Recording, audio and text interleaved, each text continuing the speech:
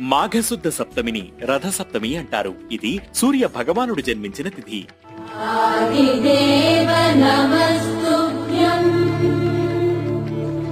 ప్రసీద మమ భాస్కర. సూర్యుడు సమస్త జగతికి మూలాధారం. సూర్యుడి రథానికి ఒక చక్రం, 7 అశ్వాలు ఉంటాయి.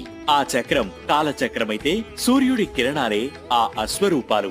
ఆదిత్యుడి నుంచి ఉత్పన్నమయ్యే కిరణాల్లో 7వ కిరణం సప్త అనే నామంతో ఉంటే మిగిలిన 6 కిరణాలు 6 ఋతువులుగా ఏర్పడి కాలచక్రాన్ని ముందుకి నడిపిస్తున్నాయంటోంది వేదం. సప్త అనే అశ్వం ఆ రథాన్ని లాగుతుంటుంది. సూర్యుడు రథసప్తమి రోజు నుంచి దక్షిణాయనం ముగించి పూర్వోత్తర దిశగా ప్రయాణం సాగిస్తాడని భక్తులు విశ్వసిస్తారు.